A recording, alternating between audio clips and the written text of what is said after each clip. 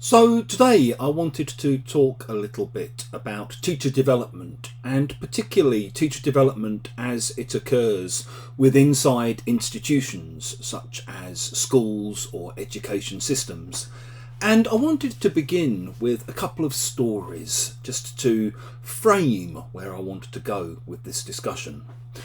Many moons ago, when I used to teach English as a foreign language at University of Westminster in the centre of London, we would occasionally be sent off on training days.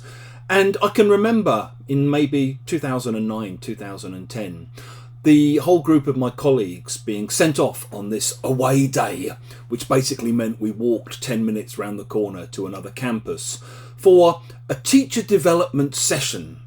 We weren't consulted about this, we weren't asked what we wanted sessions on, we weren't questioned about the degree to which we knew anything about the topic that we were going to be presented with, anything like that. And when we got there, we basically found out that the whole day was going to be on Google Docs. Because the university had decided that shared file sharing was a kind of crucial part of their digitalised vision for the future, and so on. The problem was for me and for my co-author, Andrew Walkley, who was also working at Westminster at this time, we'd basically already written several books using Google Docs together. We were both very adept at using them, using Google Docs, and, we just thought this was a complete waste of our time. When we were presented with this session, we asked, look, we've basically already written books using Google Docs. We're pretty adept at using it already. Do we really have to stay? To which the answer, you can see where I'm going with this, was a resounding yes you do. I have to tick that everyone attends so that we can be seen to have, upskilled your digital literacy competencies and so on. Around the same time, I guess, I was doing an author tour in Turkey, promoting either innovations or outcomes. I can't remember which one at this point. And I was in one school and I went looking for the toilet and opened the wrong door by accident. And literally tumbling out of this little cupboard door that I'd opened came a whole bunch of interactive whiteboards. I kind of shoved them all back in as best as I could and mentioned this to one of the teachers that I was working with that day on my return from the actual toilet.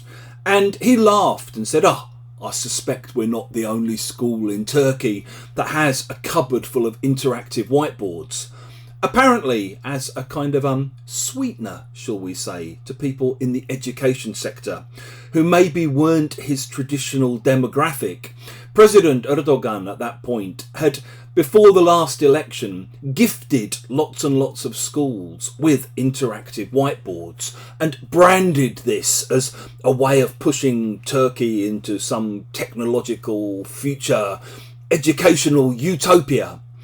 And I guess for me, what both of these stories illustrate is the way in which administrators, governments, politicians, bosses, the heads of schools and so on, all too often reach for big money, big kind of shiny, glittering sort of solutions to educational problems.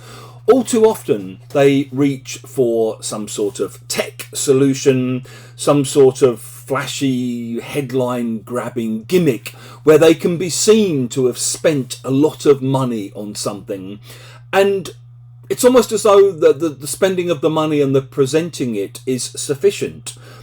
All too often, as was the case with this Turkey situation, no one really then thinks about how the tech, the gadgets, the new tools will be integrated into what's already going on in the classroom. Nobody thinks about the long-term ongoing development that teachers will need in order to get the most from this particular kind of, gift to them and to their classrooms and to their students. And I think what then ends up happening is teachers themselves are basically left on the receiving end or the sharp end of this big spending bonanza that's done in the name of, improving standards, modernising education, implementing technology in the classroom and so on. When really teachers should actually be the people driving the development that they're subjected to. And that in an ideal world, in an ideal situation, any teacher development wouldn't come from top-down, high-spending kind of tech solutions or whatever. It would come from talking to teachers in particular contexts, in particular institutions, asking them what problems they're experiencing, asking them collectively as a group to try to come up with, a scheme of sessions that might work for them, a scheme of teacher development workshops that address the problems they themselves perceive that they have to deal with.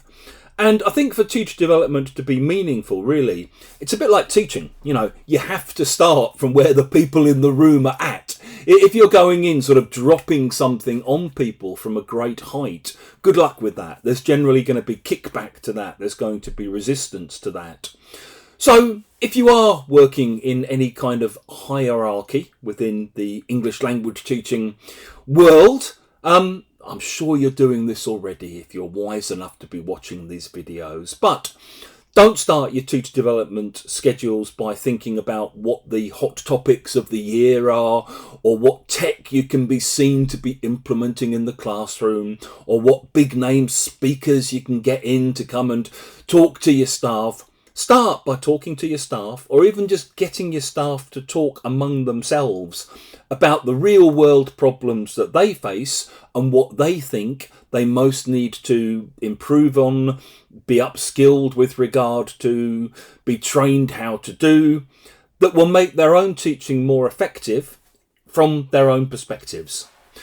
Thanks very much for watching, and I look forward to reading more about your own experiences of teacher development in the comments section below. Thank you.